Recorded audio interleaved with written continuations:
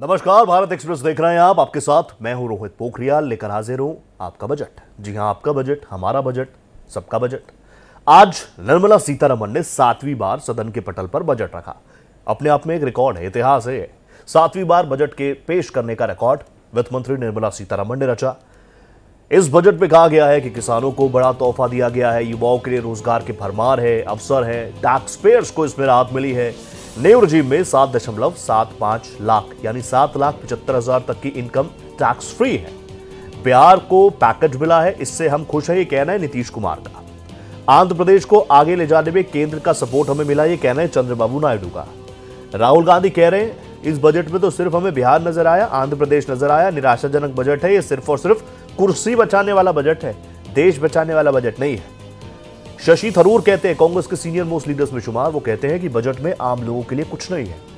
ममता बनर्जी कह रही हैं, दीदी कह रही हैं, जनता विरोधी गरीब बजट है, ये देश की तरक्की का बजट नहीं है। Party president, Congress president Mallikarjun खड़गे कह रहे हैं और समाजवादी पार्टी कह रही है रसोई का ध्यान इसमें रखा नहीं गया है। डिंपल यादव को भी हमने सुना, उन्होंने कहा कि ठीक है, चीजें अच्छी लग रही है, ग्राउंड पर नजर तो आए, इंप्लीमेंटेशन में दिक्कत आ जाती है। तो आप देखिए, जहां सरकार एक तरफ अपनी पीठ थपथपा रही है, इसको ऐतिहासिक बता रही है, सरकार से जुड़े साथी इसको काफी ऐतिहासिक बता रहे हैं। बड़ा तोहफा जरूर बिहार को मिला, बड़ा तोहफा जरूर आंध्र प्रदेश को मिला। इसके अलावा आम लोगों के लिए सबसे पहले एक टैक्स पेयर, एक आम सैलरीड पर्सन क्या देखता है कि रिजीम में क्या कुछ है, टैक्स रिजीम में क्या कुछ हुआ है, स्टैंडर्ड डिडक्शन कितना हो गया है। पहले 50,000 था, इसमें 25,000 यानी आप समझिए 50% और एड ऑन किया गया, यानी 75,000 तक की अब आप स्टैंडर्ड डिडक्शन कर सकते हैं। जो लोग टैक्स भरते हैं वो समझते हैं कि जो आपकी पूरी इनकम है उसमें एक ऐसी अमाउंट है जो कि पहले से फिक्स की गई है, जिसको आप बिना किसी चीज़ के दिखाए, बिना किसी डॉक्यूमेंट्स के दिखाए आप उनको शो कर सकते हैं। पहले ये रियायत जो थी वो थी 50,000 की, अब ये हो गई है 75,000 की। तो ये एक बड़ी चीज़ है, ये एक अच्छी चीज़ है। मेरे जैसे, आप जैसे लोग जो सैलरीड है उनके लिए, उनकी नज़रों में ये चीज़ जाती है।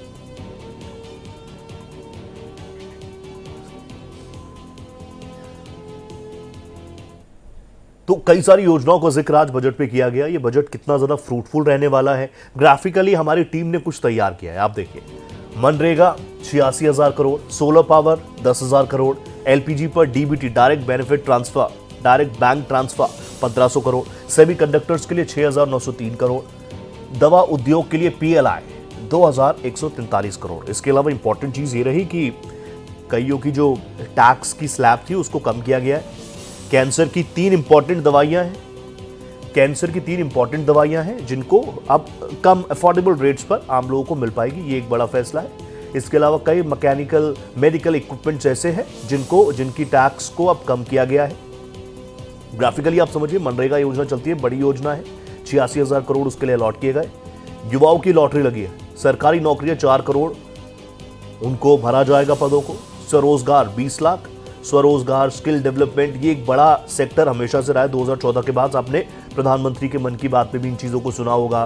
कई एमएसएमईज जो छोटे उद्योग होते हैं जिसमें किसानी भी है, कोई खास तरीके से किसानी कर रहा है, कुछ प्रोडक्ट्स बना रहा है। उत्तराखंड का जिक्र किया जाए, नमक, उत्तराखंड में उसको लूण कहते हैं, वो लूण उद्योग बहुत बड़ा हो गया है, उसका फ़ायदा लोगों को मिला है। प्राइवेट कंपनी 1 करोड़ नए एम्प्लॉयमेंट अपॉर्चुनिटीज़ को जनरेट करेगा। तो आप देखिए, क्योंकि बड़ा फैक्टर ये था, देश युवाओं का देश है भारत, तो युवाओं को साधना जरूरी था। ये इंतजार और उम्मीद, ये फैक्टर, ये सेक्टर कर ही रहा था कि इस पे सरकार खासा ध्यान देगी। और अभी ऊपर मोटे तौर पर जो चीजें आई, 1 घंटा 23 मिनट आज फाइनेंस मिनिस्टर निर्मला सीतारमण ने संबोधन दिया और बहुत क्रिस्प रहा। 1.5 घंटे से भी कम समय में उन्होंने तमाम चीजें सबके सामने रख दी। अभी उसके एनेक्स्चर्स भी होंगे, वो भी पढ़ा जा रहा है, उसको भी एनालिसिस कर रहे हैं। लेकिन अभी कई एक्सपर्ट्स मान रहे हैं कि बहुत ही बैलेंस्ड बजट रखा गया है। अभी हमारे साथ एक्सपर्ट्स जुड़े हुए थे, इकोनॉमिस्ट जुड़े हुए थे। जब से बजट आया तब से लगातार एक्सपर्ट्स, क्योंकि हम बहुत ज़्यादा टेक्निकल चीज़ों को तो नहीं समझ रहे होंगे, लेकिन वो एक्सपर्ट्स हैं, वो आपको और हमको बेहतर तरीके से समझा रहे हैं। और अभी भी आपको भारत एक्सप्रेस के साथ बने रहना है। अभी आप देखिए, न्यू टैक्स रिजीम जिसका जिक्र मैंने पहले किया था, 3 लाख तक कोई टैक्स नहीं। न्यू टैक्स रिजीम में भी 0 से 3 लाख तक कोई टैक्स नहीं देना होगा।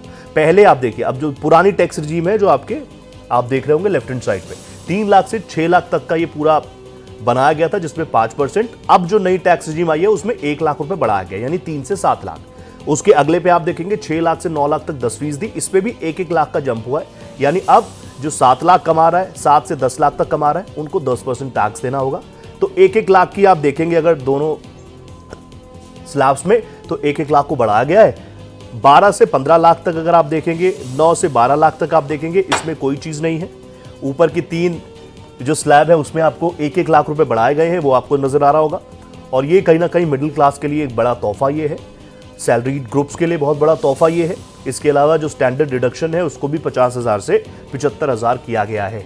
तो ये पुरानी टैक्स रिजीम हम आपको दिखा रहे हैं जो आपके लेफ्ट हैंड साइड पे है, और राइट हैंड साइड पे जो नई टैक्स रिजीम 3 लाख से 0 से 3 लाख तक कोई टैक्स नहीं था, इस बार भी नहीं है। पहले वो आंकड़ा 3 से 6 लाख तक का था, जिसको 1 लाख बढ़ाया गया है। 3 से 7 लाख तक 5% टैक्स देना होगा। पहले 6 लाख तक 5% था, फिर 7 लाख वाला अगले स्लैब में आ जाता था, और 6 लाख से वो शुरू हो जाता था, तो उसमें उनको ज्यादा टैक्स देना पड़ता था। अब 7 लाख से 10 लाख तक 10% है। पहले 6 से 9 लाख था। 9 से 12 लाख वालों को 15% देना पड़ता था, उसको बरकरार रखा गया है। 12 से 15 लाख 20%, उसको बरकरार रखा गया है। और 15 लाख से ऊपर अगर आपकी सैलरी है, आपका एनुअल सैलरी इतना है स्ट्रक्चर, तो 30% आपको टैक्स भरना होगा। तो नीचे के 3 जो आप देख रहे हैं बिल्कुल बॉटम में, उसमें कोई बदलाव नहीं है। ऊपर बदलाव है, और उसमें भी नीचे में अगर आप देखेंगे तो एक 9 लाख से 12 लाख में 15%, पहले 9 लाख का वो आंकड़ा था, वो उससे एक ऊपर हो गया। वो पहले 15% देते थे, अब वो 10% देंगे।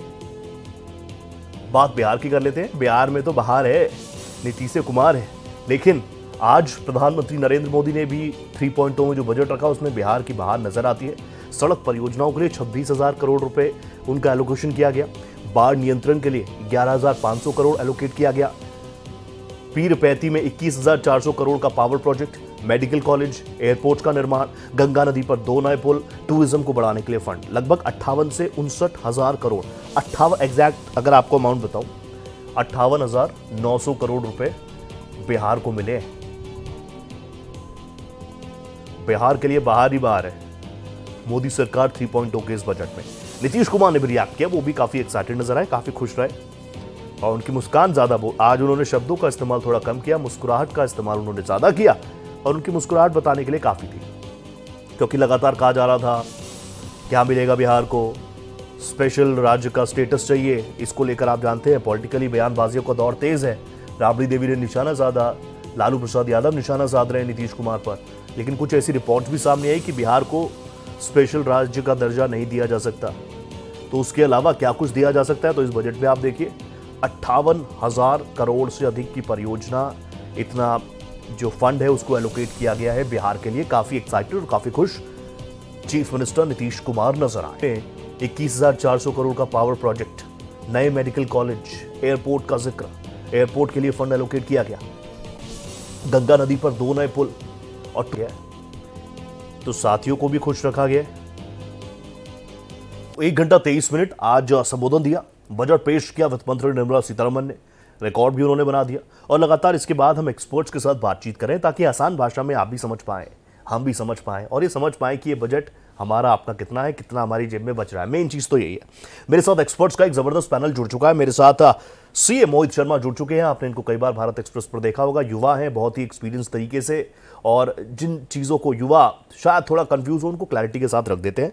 मोहित शर्मा है, टैक्स और जीएसटी एक्सपर्ट है। इसके साथ साथ प्रोफेसर एम के अग्रवाल साहब हैं, इकोनॉमिस्ट हैं और प्रमुख डिपार्टमेंट ऑफ इकोनॉमिक्स लखनऊ, अभी भी मेरे साथ जुड़े हुए थे। तो मैं शुरुआत मोहित शर्मा आप ही के साथ कर रहा हूँ। मोहित जी, और हम लगातार क्योंकि सिलसिलेवार तरीके से चीज़ों को आगे बढ़ा रहे हैं, ये सेगमेंट हमने खास इसलिए रखा है ताकि हम ये समझ पाएँ कि सैलरीड जो पूरा ग्रुप है उसको क्या कुछ मिला, मिडिल क्लास को क्या कुछ मिला, तो हम उसी के आसपास रहेंगे। आगे भी इस चर्चा को हम बढ़ाएंगे तो अलग अलग फैक्टर्स पे बात करेंगे। मेरे साथ पटना से मेरे सहयोगी आशुतोष कुमार भी आपको स्क्रीन पर नजर आ रहे होंगे। आशुतोष जी, आपके पास भी आऊंगा क्योंकि बिहार में बाहर है, अब तो यही तमाम स्लैंग्स चल रहे हैं। टीवी पर आऊंगा आपके पास, लोग कैसे देख रहे हैं। मोहित जी, आपसे शुरू कर रहा हूँ सबसे पहले, क्योंकि आप और हम, आप तो चार्टर्ड अकाउंटेंट हैं। सैलरीड ग्रुप सबसे पहले देखता है कि नई टैक्स रिजीम क्या आई, जो डिडक्शन थी स्टैंडर्ड डिडक्शन वो कितना बढ़ी, तो 50 से 75 हो गई। रिजीम में भी कई चीज़ों की बदलाव हुई है। कई बार हमने देखा है कि 1-1 लाख तक बढ़ाए गए हैं, 3 से 4 जो ऊपर से आए हैं। कितना फायदा आप देख पा रहे हैं, खासकर सैलरी ग्रुप को आप सेंटर में रखें तो। जी, इस बजट में टैक्स पेयर के पॉइंट ऑफ व्यू से काफी अच्छा बजट रहा। सैलरीड पर्सन का सबसे अच्छा फायदा जो रहा वो रहा जो स्टैंडर्ड डिडक्शन लास्ट ईयर तक 50,000 की थी, वो बढ़ के 75,000 रुपए कर दी। जो 25,000 पर 30% ब्रैकेट वालों को सीधे सीधे 7,500 रुपए का बेनिफिट यहाँ मिल गया डायरेक्टली, जो कि ओवरऑल सब लोगों के लिए एप्लीकेबल हो जाएगा जो न्यू रिजीम में फॉलो कर रहे हैं। अच्छा, इसके बाद जो न्यू रिजीम के अंदर स्लैब का भी एडिशनल बेनिफिट दिया गया। जैसे जो 5% स्लैब होता था वो 3 से 6 हुआ करता था लास्ट ईयर, वो बढ़ाकर 3 से 7 कर दिया, तो 5,000 रुपए का बेनिफिट तो यहाँ मिल गया सैलरी पर्सन को।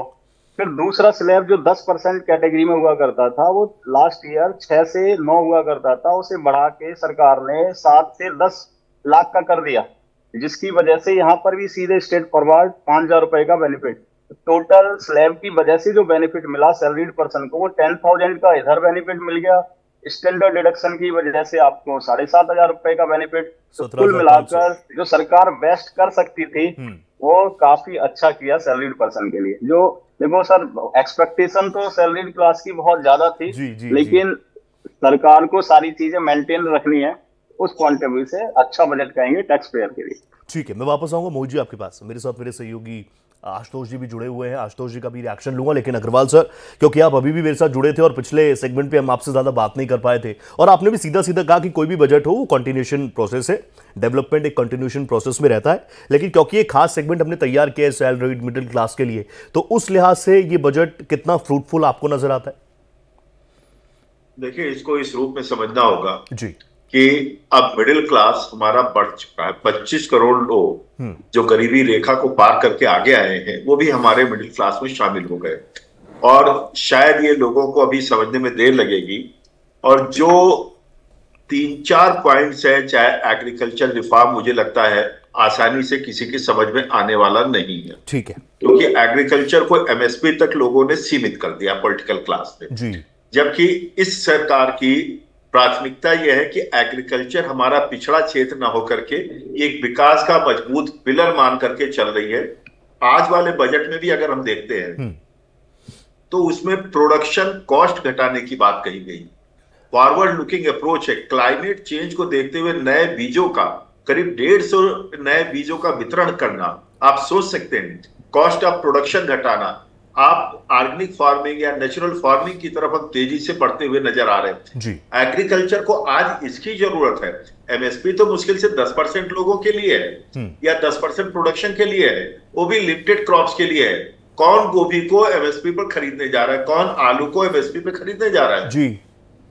आवश्यकता यह है कि क्या हमने जो फ्रेट कॉरिडोर डेवलप किया, क्या उससे फायदा हुआ या नहीं, नोबडी डिस्कसेस दिस पॉइंट। दूसरा, अगर हम देखते हैं तो सोलर पंप्स को देखते हैं या द्रोण दीदी को देखते हैं या 1 लाख जो हम सौर घर की बात करते हैं, ये कहीं ना कहीं एग्रीकल्चर की कॉस्ट और उनकी इनकम को बढ़ाते हुए नजर आता है।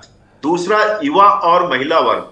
अब इसमें जरा ध्यान दीजिएगा, युवा वर्ग में महिलाएं भी शामिल है, महिलाओं को दोनों तरफ से बेनिफिट मिल रहा है जी जी जी। युवा वर्ग में भी, महिलाओं में भी, यानी कि विशेष ध्यान दिया गया है महिलाओं के विकास पर। मैंने पिछले सेशन में भी आपको डेटा दिया था जी सर। जो हमारा women labour force participation rate है वो डबल हो चुका है 5-7 साल में ही। क्यों हुआ? क्योंकि हमने महिलाओं के अनुरूप कार्य किया, उनको उज्ज्वला देकर उनका समय बचाया। इसी प्रकार से स्वास्थ्य, आप स्वच्छता के माध्यम से देखते हैं या चाहे आयुष्मान भारत से देखते हैं, उसके कारण आज उनके यहाँ खर्च कम हुआ है और उनका जो कालरा वगैरह कारण जो दुनिया भर के इस वेदर में हुआ करता था नुकसान, वो नहीं हो रहा है। यही कारण है कि जो डायरेक्ट बेनिफिट ट्रांसफर वाली बात हो रही है उसमें 25 करोड़ कम हुए और इन्हीं को और सशक्त बनाने के लिए सारा प्रयास है। मैं ये कहता हूं कि जो उपेक्षित वही अपेक्षित आज है। ये मोदी सरकार का डेवलपमेंट का मॉडल है। इसको मुझे लगता है लोगों को समझने में थोड़ा सा अपना विजन बढ़ाना सर होगा। इसीलिए क्योंकि पिछले सेगमेंट में आप नहीं बोल पाए थे, हमारे साथ बीजेपी प्रवक्ता थे तो वो पॉलिटिकली बात करेंगे, वो बीजेपी की बात करेंगे। समाजवादी पार्टी के प्रवक्ता थे, वो समाजवादी पार्टी का रुख रखेंगे। कांग्रेस के प्रवक्ता थे, वो कांग्रेस की बात रखेंगे। और इसलिए इस सेगमेंट में हमने किसी पॉलिटिकल व्यक्ति को जोड़ा ही नहीं, वो हमने चेंज किया ताकि आप एक्सपर्ट्स के तौर पर, आम जनता बहुत आसान भाषा में बजट को समझ जाए और जो कॉम्प्लिकेशंस आप खुद जिन चीजों का आप जिक्र कर रहे हैं, जनता भी उस दिशा में जरूर सोचेगी क्योंकि स्मार्ट जनता है। एक बार जल्दी से मैं पटना हो आता हूं। आशुतोष जी, तमाम चीजें हैं सुबह से, अब तो पटना ही हाईलाइट में है, हर पॉलिटिकल रिएक्शन के चेहरे पर पटना पटना, नीतीश कुमार, लेकिन आप बताइएगा लोगों में क्या रिएक्शन है। लेकिन एक सवाल, और बिल्कुल साफ गोई से बताइएगा, नीतीश कुमार ने भी एक्सपेक्ट किया था इतना मिलने वाला है? बेशक रोहित, अगर हम बिहार के परिप्रेक्ष्य में बात करें तो बिहार के लोगों का एक्सपेक्टेशन इतना हाई कर दिया है यहाँ के नेताओं ने कि लोगों को लग रहा था कि विशेष पैकेज तो कम से कम मिलेगा ही। 58,900 करोड़ रुपए दिए गए और नीतीश कुमार ने खुशी जाहिर की। विपक्ष ने घेरा और कहा कि ये झुनझुना दिया गया है। अब आम लोग क्या सोचते हैं, मुझे लगता है कि आम लोगों के दिलो दिमाग पर विशेष पैकेज या विशेष राज्य का दर्जा अभी भी चढ़ के बोल रहा है। हमारे साथ आम लोग हैं। इस बार के बजट में आम लोगों के लिए जो प्रधानमंत्री मोदी ने दिया है, संतुष्ट हैं? बिहार को जो मिला है संतुष्ट है? नहीं, कतई संतुष्ट नहीं है। झुनझुना थमाया गया है। जब बिहार को विशेष राज्य का दर्जा के मांग माननीय नीतीश कुमार जी कर रहे थे तो इनको तो ये मालूम था टेक्निक होगा, तो जनता को छलने का प्रयास इन नेता जो बिहार में कर रहे हैं, तो बिहार की जनता इतनी मूर्ख नहीं है। ये सब एक थैली के चट्टे बट्टे हैं।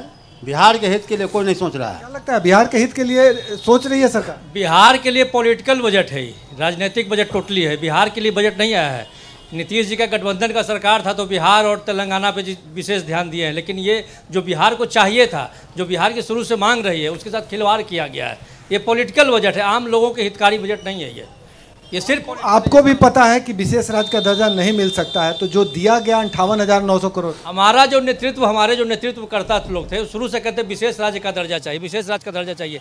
ये लोग इतने बेवकूफ़ नहीं, हमारे नेतृत्वकर्ता लोग टेक्निकल प्रॉब्लम क्या है नहीं जानते थे, उसके बाद भी कर रहे थे।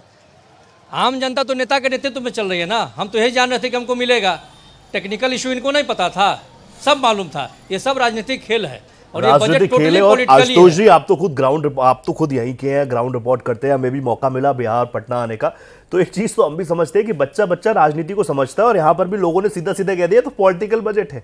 मैं आऊंगा वापस आपके पास, वापस आप लोगों से बात कीजिएगा, लेकिन मोहित मेरे साथ हैं लगातार बने हुए। मोहित, क्योंकि मैंने आपको पहले बताया कि हमने इस सेगमेंट को थोड़ा स्पेसिफिक रखा है।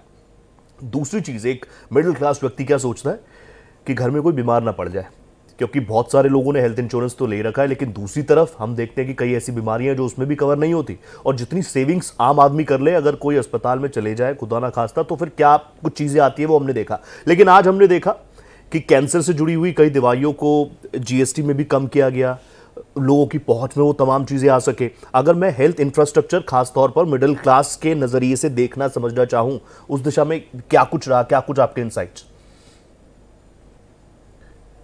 जी रोहित जी, सरकार पूरी तरीके से इस पे फोकस्ड है कि हेल्थ इंफ्रास्ट्रक्चर को कैसे बढ़ाया जाए, बेसिकली जो जन जन तक पहुंचाया जाए। और दवाइयों का, जैसे कैंसर का दवाई हो गया, या और भी जो सब्सिडाइज किया है, एग्जेम्प्टेड कैटेगरी में डाला गया है, जिससे रेट डाउन हो और जो लाइलाज बीमारी है उन पर हर इंसान अपना कम से कम ट्रीटमेंट करा पाए। उसके लिए सरकार ने काफी अच्छा पहल किया है इस बजट के अंदर। अग्रवाल सर, जब प्रधानमंत्री 2014 से सामने आए, उन्होंने युवाओं का जिक्र बार बार किया अपने संबोधन में, और लोगों को बहुत उम्मीद भी जगी। फिर प्रधानमंत्री ने अभी बात की कि देश में सिर्फ 4 ही जाति है, NYAY, न्याय। आप समझ गए मैं किस बारे में बात कर रहा हूं। MSMEs को लेकर जैसे मुद्रा लोन का जिक्र करें, 10 लाख से 20 लाख कर दिया गया, बिना किसी डॉक्यूमेंट्स के, बिना किसी गारंटी के। आपको लगता है कि न्याय जिस चीज का जिक्र प्रधानमंत्री कर रहे हैं, मुद्रा लोन, एजुकेशन लोन में 3% कर दिया गया रेट ऑफ इंटरेस्ट, ये तमाम चीजें, न्याय वाकई मजबूत हो रहा है? मुझे लगता है, मैंने पहले भी कहा कि जो उपेक्षित वही अपेक्षित।